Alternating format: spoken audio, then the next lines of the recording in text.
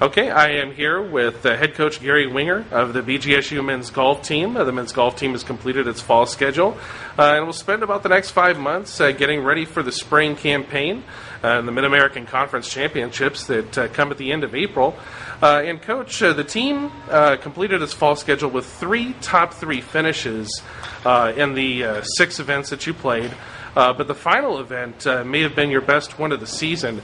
Why don't you describe for us what you think of the team's progression over the first 2 months of the year? Well, I think obviously you had scoring improved, but scoring is based on what the course gives you, and that course at Austin P and the weather at Austin P allowed for scores to be low. But in saying that, you still have to go out and shoot those scores. Same scenario as Marshall, where the scoring was very low because the course gave you those numbers, but we didn't go out and get them there. So I was happy to see when we were given that opportunity again, we did that at Austin P. Okay, now going back a couple of weeks to the Bearcat Invitational in Hebron, Kentucky, the team kind of languished there in the middle of the pack after the first 2 rounds, but then all of a sudden the team responded with the best round of anybody in the tournament, a 283, to jump up several spots in the final standings. What did you see in particular on that day that allowed for the team to improve so much? Well, we played a different format there. We played that the first day with all 5 guys together, and we didn't handle it well at all. And you could see it emotionally. You could see it on guys who are wearing emotions on their sleeves and so forth, and that affects everyone else that's in your group, which happens to be your guys. Obviously, if your emotions are a little out of control playing with other schools, it doesn't affect your team because they're not with you. So, obviously, we're going to play that format again in the spring at Kentucky. So we're going to have to address it again and how we handle that because. Like that last day, and when we broke up and played with a couple other schools, we showed that we were one of the best teams there. But having said that, we didn't get that done on the first day.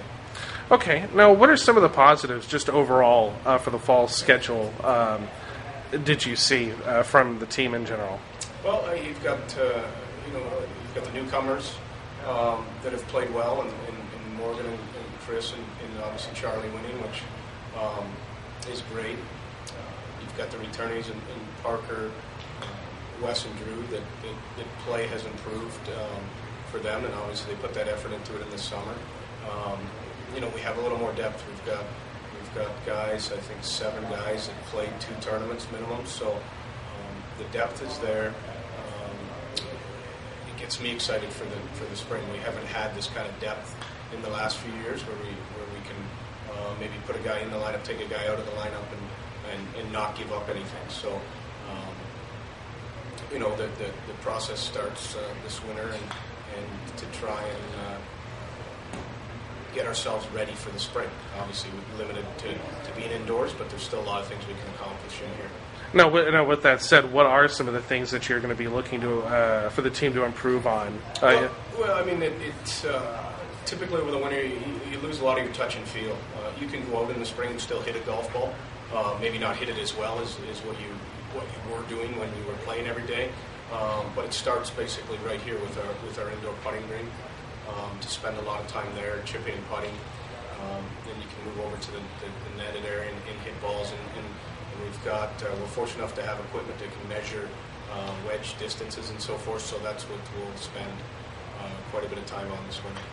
Are there any specific destinations in the spring schedule that you're looking forward to that might provide a glimpse of what to expect ultimately in the MAC championships? Well, we're going to. We obviously with the weather here, we're starting out south, and which will take place in February.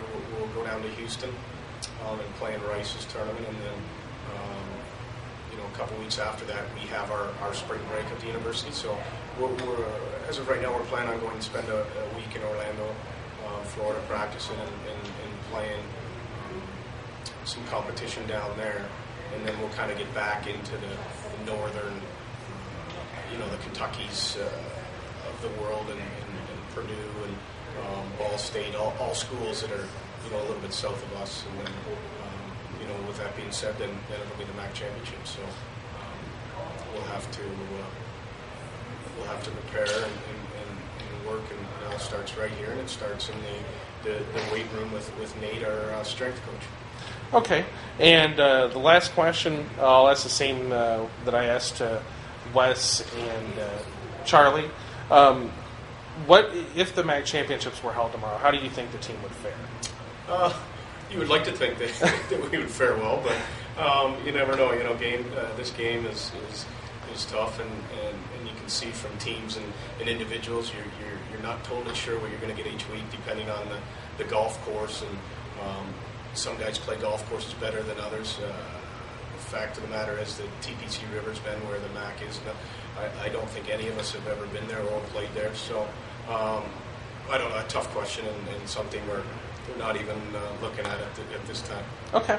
Now, coming back really quickly to Charlie, I asked him, about the course there at the Austin P tournament. How do you think that course played into both the team and he having such positive results? Well, we have guys that drive the ball well, and it was a course that I don't think it matters what golf course you're playing. You need to drive the ball well, and then the effort that we've put into the wedge play. At that course, you had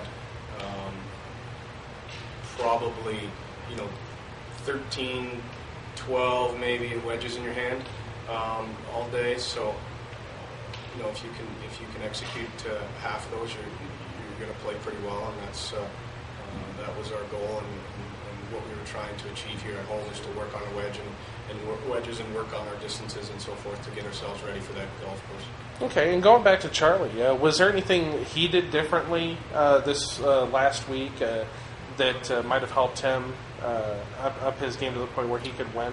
I don't know what he said, but I don't think so. I mean, it's just a matter of everything coming together for him.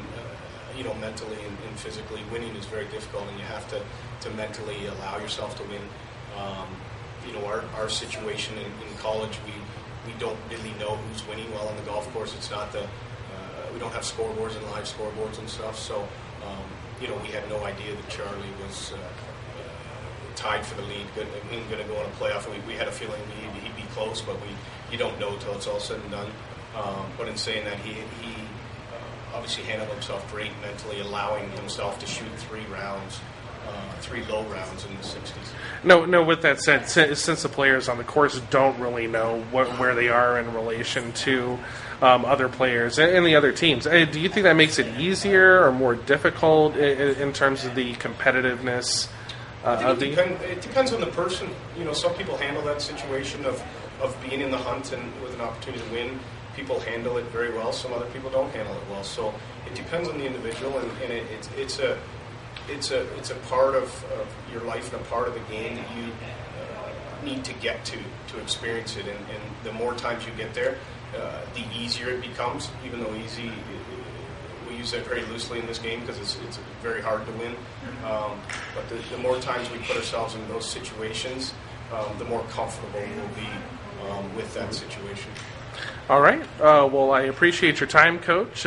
Once again, congratulations in everything that's happened over the fall semester, and good luck in the spring.